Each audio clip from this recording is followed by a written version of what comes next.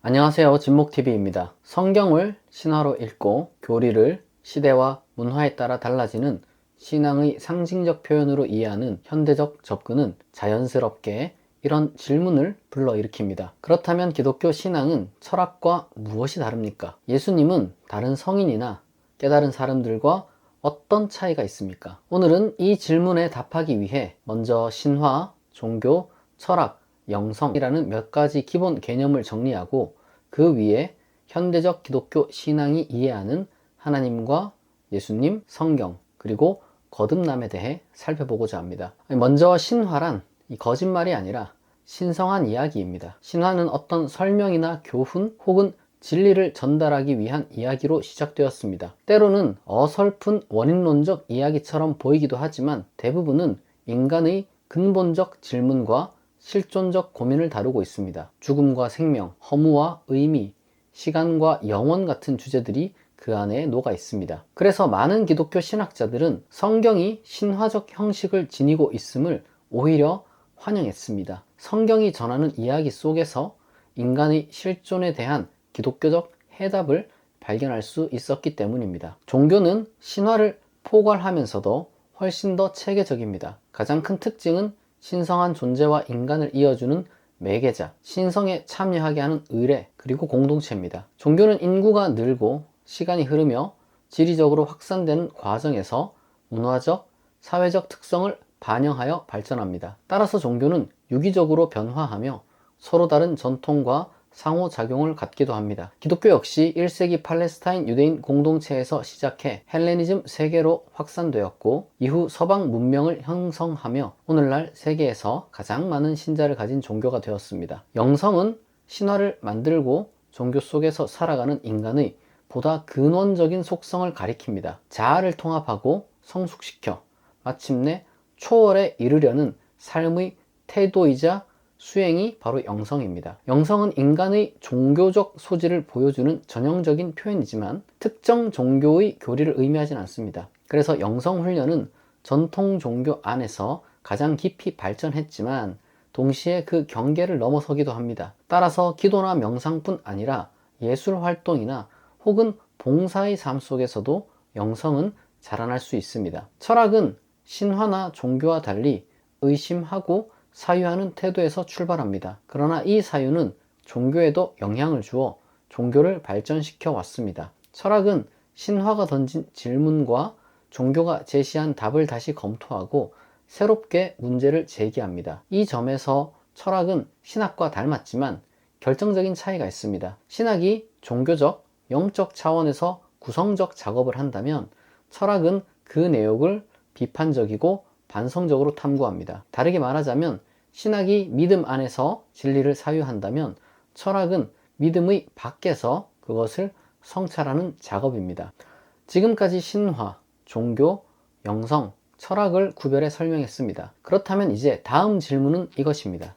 신앙이란, 특히 기독교 신앙이란 무엇이고 구원받는다, 거듭난다, 혹은 중생한다는 말은 이런 개념들과 어떤 관계가 있을까요? 기독교 신앙에서 중생 혹은 거듭남은 일종의 은유적 표현입니다. 다시 태어난다는 말은 물리적 개념이 아니라 과거의 자아를 내려놓고 새로운 존재로 살아가겠다는 의지의 결단을 뜻합니다. 예수님께서 요한복음에서 니고데모에게 말씀하신 것도 바로 이 점입니다. 그렇게 살기 위해서는 분명한 기준이 필요합니다. 과거의 자아와 앞으로의 자아가 구별되지 않으면 변화가 일어나지 않기 때문입니다. 그 기준이 바로 복음입니다. 기독교의 복음은 예수님의 가르침에서 비롯되었습니다. 예수님은 하나님 나라에 합당한 사람이 되기 위해 회개하라고 말씀하셨습니다. 회개하라는 말은 생각을 바꾸라는 뜻입니다. 즉, 지금까지의 가치관과 세계관을 내려놓고 하나님 나라의 가치와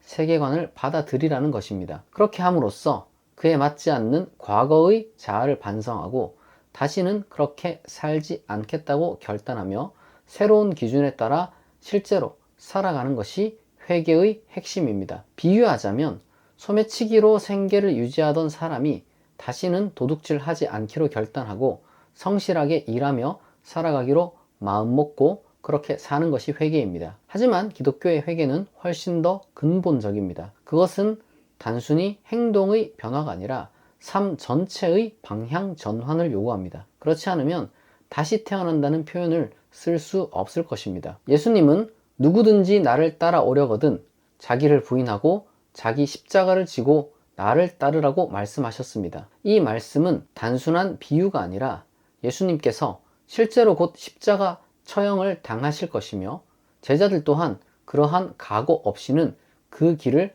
따라올 수 없다는 결단의 요청입니다. 거듭난다는 것, 새로 태어난다는 것은 그만큼 급진적인 변화를 의미합니다. 어떤 분들은 예수님이 십자가에서 내 죄를 위해 죽으셨고 부활하셨기에 내 죄가 사함받았다. 그래서 나는 믿음으로 의롭다 함을 얻고 천국에 갈 수 있다. 그것이 바로 기독교의 거듭남, 중생, 구원이다 라고 말합니다. 이러한 설명은 성경의 여러 구절을 다소 인위적으로 조합한 교리적 해설입니다. 그 나름의 가치가 있지만 성경 본래의 의미와는 다소 거리가 있습니다. 본래의 의미는 이렇습니다.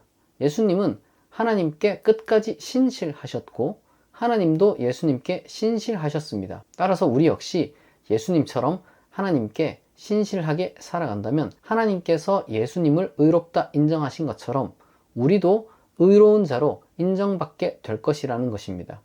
즉 하나님 나라의 가치에 맞는 삶의 변화를 끝까지 살아내어 열매를 맺고 두렵고 떨림으로 구원을 이루어 가는 것이 성경의 본래 가르침입니다. 물론 하나님은 또한 우리의 연약함을 아시고 끝까지 사랑으로 우리를 품으신다는 믿음을 거기에 더하여 우리가 가질 수 있습니다. 그러나 성경의 전통들은 각기 다른 맥락과 언어로 구원을 다양하게 설명하고 있습니다. 따라서 기독교의 구원을 일정한 규칙에 따라 기계적으로 이해하기보다 인격적이고 실존적인 방식으로 거듭남과 구원과 중생을 이해하는 것이 더욱 타당합니다. 그렇다면 이와 같은 기독교의 구원은 영성, 종교, 신화, 철학과 어떤 관계를 가질까요? 인간은 본래 이러한 삶을 살아갈 수 있는 영성을 지니고 있습니다. 그리고 종교는 바로 그렇게 살아가려는 사람들이 모여 공동체를 이루고 그 신앙을 확인하며 나누기 위해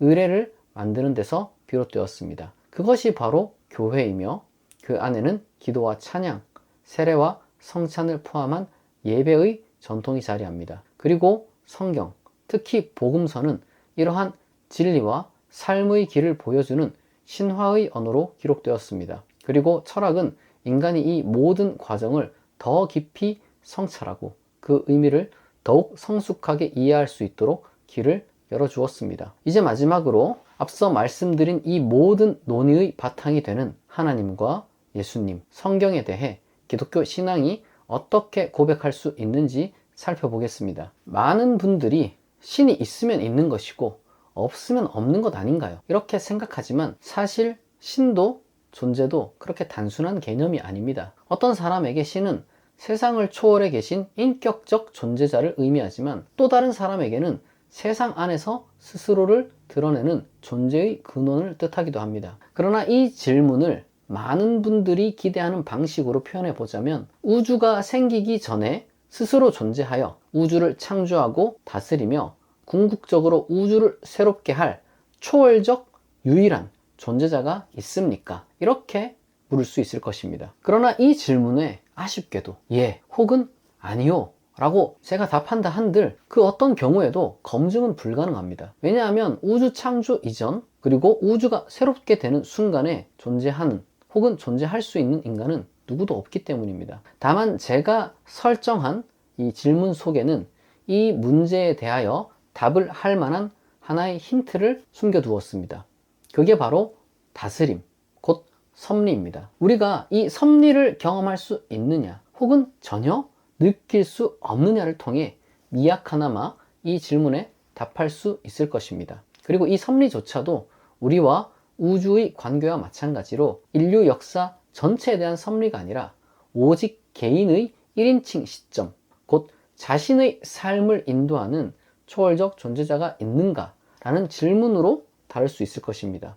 이 질문 앞에서 그리스도인은 자신의 삶을 인도하는 하나님이 계심을 확신한다고 고백할 수 있는 사람일 것이며 그렇지 않은 사람은 그리스도인이나 다른 유신론 신앙인이 되지 않을 것입니다. 더 나아가 그리스도인은 바로 그 하나님에 대해 성경을 통해 그리고 예수님을 통해 배우고 깨달을 수 있습니다. 그리스도인에게 성경은 하나님의 섭리를 믿은 사람들이 각자의 방식으로 고백한 이야기들을 담은 그러한 책들의 모음입니다. 그리고 예수님이 그 하나님의 섭리를 누구보다 가장 명백하게 드러내신 분, 그야말로 하나님의 아들이라고 고백할 수 있는 분입니다. 즉 그리스도인에게 그분의 말씀은 세상을 구원할 메시지고 그분의 삶은 따라야 할 모범이며 그분의 죽음은 인간의 죄에 희생된 흠없는 어린 양의 죽음이었습니다. 궁극적으로 그리스도인이라면 그분이 영원히 잊혀질 수 없는 영원히 우리 가운데 하나님이 세우신 주님으로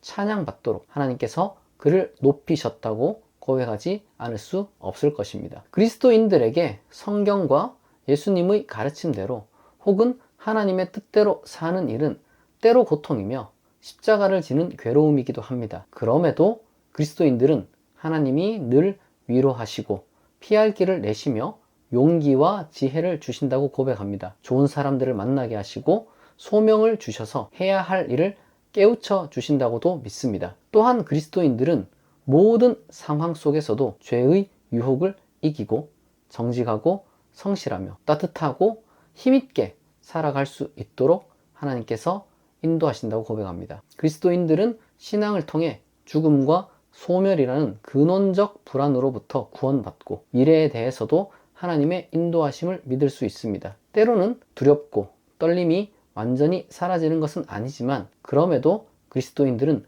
절대적 절망에 빠지지는 않습니다. 더 나아가 진정한 그리스도인들은 돈과 명예보다 선과 진리를 따르는 삶이 더 가치 있고 의미 있고 아름답다는 것을 확신할 수 있습니다. 물론 풍요롭게 살고 싶은 것도 자연스러운 욕구입니다. 무조건적인 가난이나 고통을 찬양하지는 않습니다. 왜냐하면 자신과 가족에 대한 사랑 또한 하나님으로부터 받은 명령으로 이해할 수 있기 때문입니다. 중요한 것은 그리스도인은 하나님이 자신과 가족을 사랑하신다는 사실을 결코 의심하지 않는다는 데 있습니다. 간혹 어떤 분들은 비록 교파마다 다르겠으나 교회에서 배운 교리를 절대적으로 중요시하여 교리적 고백이 없으면 이단이 되거나 사이비로 오해받을까 두려워합니다. 물론 삼위일체, 원죄, 대리적 속죄와 같은 교리는 성경 속에서 어느 정도 그 흔적을 찾을 수 있습니다. 그러나